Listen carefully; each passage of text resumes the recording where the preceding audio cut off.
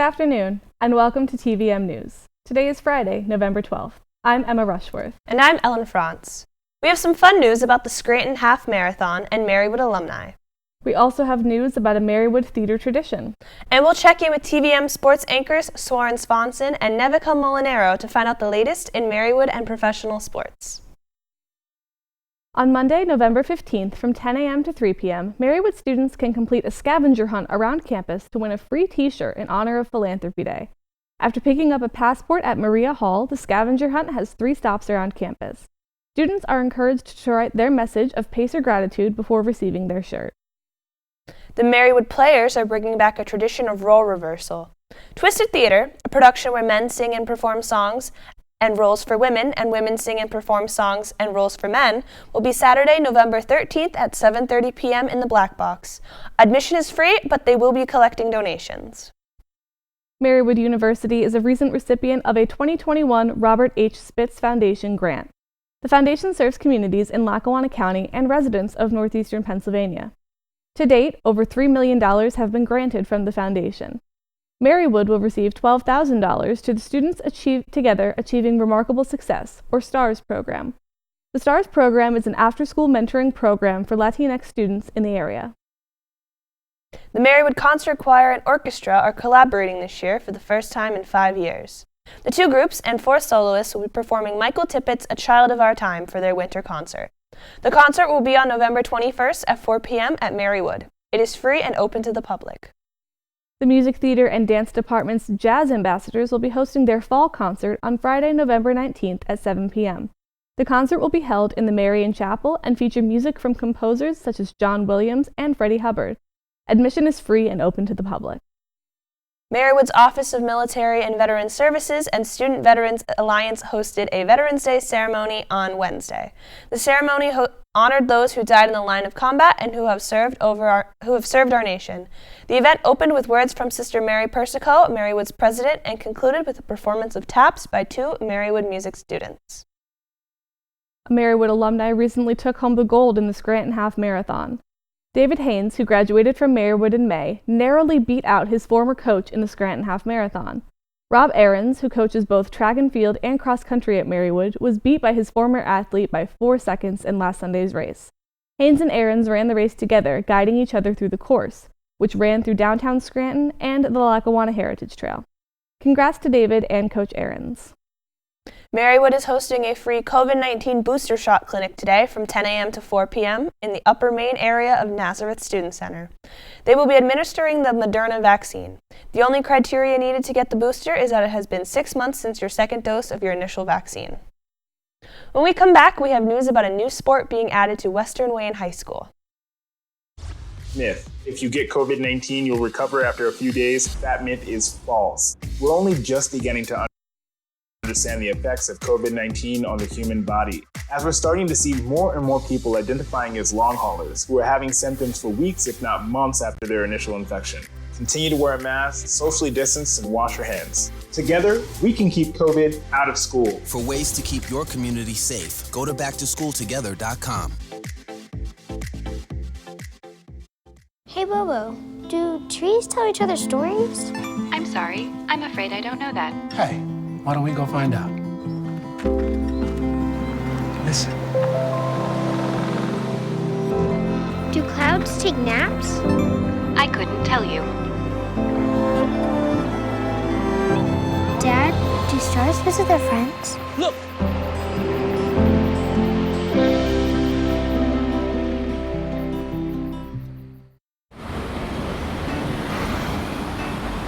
Hey, let's check out this park.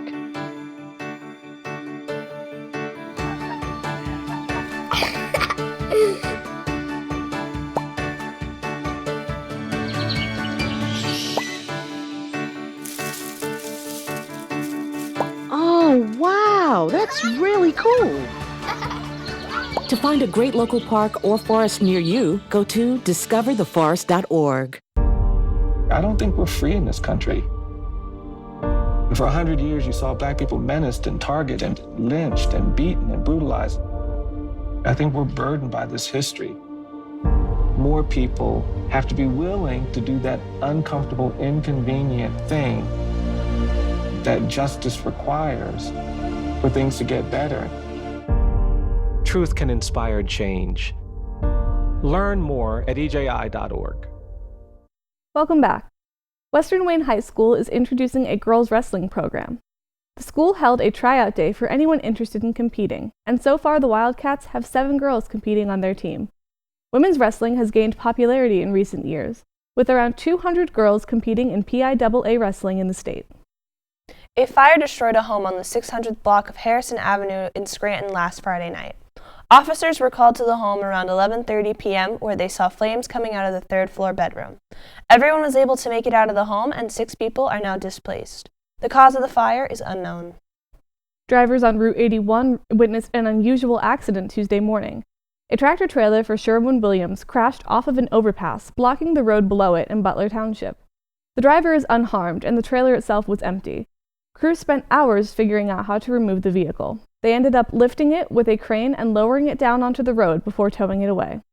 There are no details on what caused this crash. 2 people are arrested for their involvement in a Monroe County shooting. 19-year-old Tyrone Parson is charged with killing 19-year-old Jaheim Alston last month and dumping Alston's body in the woods. 18-year-old Kelly Nelson was driving the car Parson was in when he dumped Alston's body. Nelson has been charged with tampering with evidence with drug charges. A Scranton man is facing child sex charges in Luzerne County. 65-year-old Mateo Mejia of Scranton was arrested and charged with corruption of minors, indecent exposure, and indecent assault. The victim was 8 years old at the time of the assault and is now 13. Police believe there may be more victims and encourage anyone with information to contact them. Residents at Bethany Village Senior Living Facility in Bethany are looking for people to send them dessert recipes for a cookbook. The residents are putting a book together called Bethany Village Just Desserts for them to use whenever they get a treat after their morning exercises. However, eating the desserts is not the only part of the project. Employees at Bethany Village are hoping that this sparks memories of baking from their earlier years. Lackawanna County Public Transportation gave back to local veterans yesterday. For Veterans Day, all Colts buses allowed veterans and active duty service members to ride for free. Veterans only had to show military ID to receive the free ride. Colts said it was their way of giving back to those who served our country. Tamaqua High School in Schuylkill County suddenly decided to forfeit their football game last Friday. According to a statement released by the athletic director, the school had to forfeit their game against North Schuylkill High School due to a, quote, situation within the high school. No other details were given. When we come back, we'll tell you about the first woman to compete in the U.S. Army sniper course. Myth. I can party with people as long as they don't have symptoms. That myth is false. As we've seen, up to 40% of people who have COVID-19 are asymptomatic and can pass it on to others. So I'd recommend avoiding any social parties, especially indoor ones. If you want to try to socialize but reduce your risk, I'd recommend meeting outside in small groups, continuing to wear a mask, and socially distancing from others if you can. Then together, we can keep COVID-19 out of school. For ways to keep your community safe, go to backtoschooltogether.com. Jordan knows he shouldn't eat this entire bowl of nachos, but tonight he's earned that right. Because a few hours ago in the middle of happy hour, he recognized a sign. Not from the gods or a bolt of lightning, but from a double heart, a kissy face, and a fourth ha in ha ha ha. That's when Jordan knew he was buzzed. So when it was time to go, he got a ride home instead of driving. Be a legend like Jordan. Recognize your buzzed warning signs and get a ride home. Buzz driving is drunk driving. I am what hunger looks like in America. I am an 8-year-old girl who's not excited for the last day of school. Because this may be the last time I'll have lunch. Till September. I am a single father of 2 who works 3 part-time jobs. And that's still not enough to put food on the table. I was created by artificial intelligence from faces of the 1 in 8 Americans who struggle with hunger. Feeding America, 200 food banks strong. What do you think you're doing, Kevin? Was just gonna drive home. There are several warning signs present that you shouldn't be driving. Like hearing voices? Like your text-to-emoji ratio? Oh man, the selfies. Selfie, nailed it. We all have warning signs that let us know that we're probably not okay to drive. Mine is pretending to be your subconscious. Greg, come on man, let's put a ride home. Welcome back to TVM-News. A California man has been sentenced to 30 years in prison for the billion-dollar Ponzi scheme he ran. 50-year-old Jeff Karpoff pled guilty to what acting U.S. attorney called the largest criminal fraud scheme in the history of the Eastern District of California.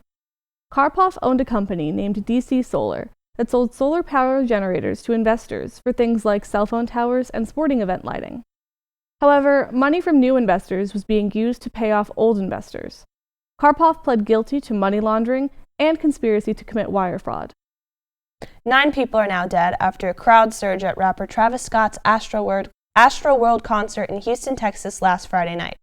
Around 9:15, the crowd started to push towards the stage. People began to panic and some collapsed, leading to more panic. People said in the crowd that it turned into a dog pile and the people at the bottom suffocated. The investigation is still ongoing.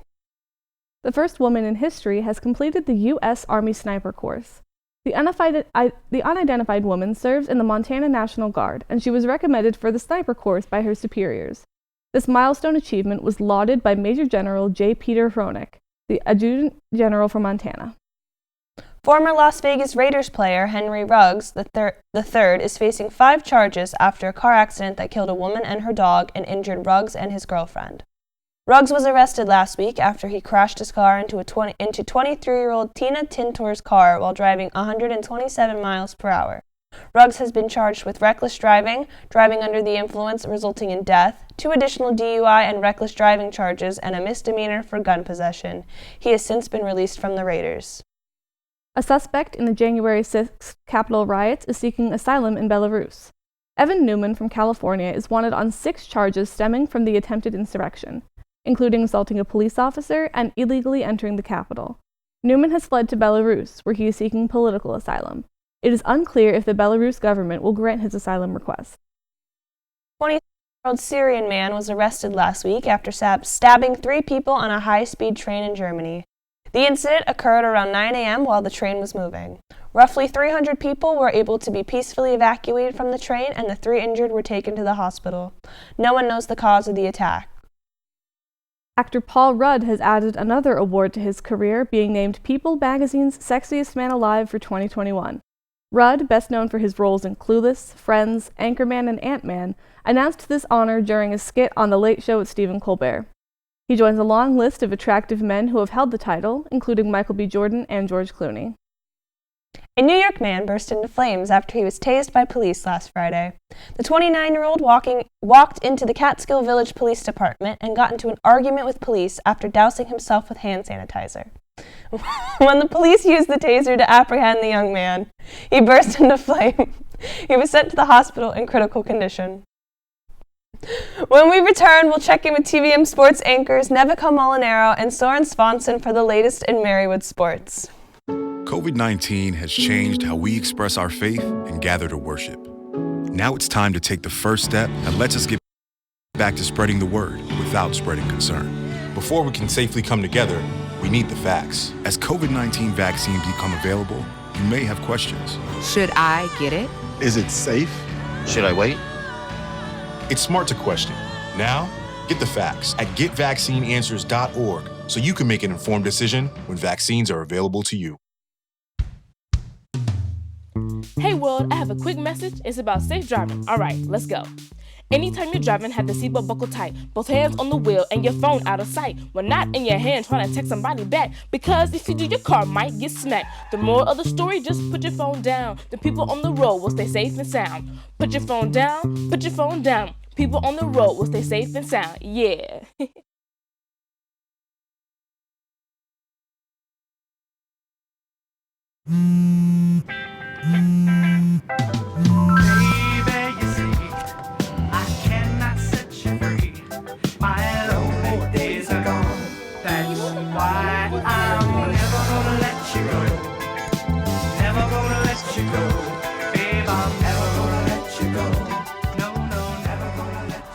Here you go. Thank you. Thank you. Never gonna let you go.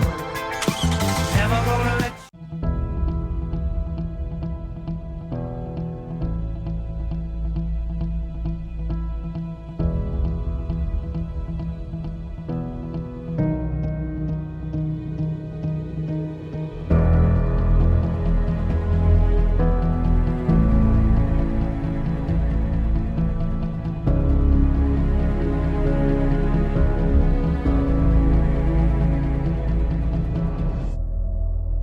Welcome back to TVM-News. Let's check in with Nevica Molinaro to get the latest Marywood sports updates. So Nevica, what's been going on in the world of Marywood sports? Well, Emma, a few teams' seasons have come to a close. Sounds interesting. Tell us more. Marywood's men's swimming and diving team began their season on October 16th and is off to a rocky start. Their season started with a hard-fought loss against King's College with a final score of 50-126. In their following meet on Saturday, October 23rd, the Pacers suffered an 87-161 loss against the University of Scranton. Next, against Wilkes University, our boys had the win within their fingertips, but let it slip as the Pacers suffered an 88-89 loss. The Pacers then lost 105-121 against Marymount University on November 6th. The Pacers' next meet will be Saturday, November 13th against Immaculata University. Marywood's eSports team has been named number 3 seed as they entered their playoffs. The eSports team concluded their regular season with a 3-0 win against the University of Ottawa this past Wednesday. The Pacers finished their regular season with a record of 7-1. The Marywood's men's rugby season came to a close this past Sunday. The boys concluded their fall season with a tough 31-21 loss against Widener University. The boys finished their season with a record of 2-3. The Marywood women's rugby team will compete in their final tournament this Saturday, November 13th at 11 a.m. The girls will be going up against Susquehanna University, Juniata College, and the University of Scranton. In their tournament last Saturday, November 6th, the girls won 2 out of 3 of their games. The Marywood women's soccer team lost the East Conference Championship last Saturday, November 6th, after being 13-4 overall, 6-0 in the conference, and being named the number 1 seed. The Pacers fell to Cabrini University 2-3 in penalty kicks. The women have another chance to win the championship this weekend as the Pacers travel to FDU Madison to participate in the ECAC tournament in their game at 5 p.m. against Stockton University. That's all for Marywood Sports. Let's check in with Soren Swanson to hear the latest on professional sports. Soren? Thanks, Nevica.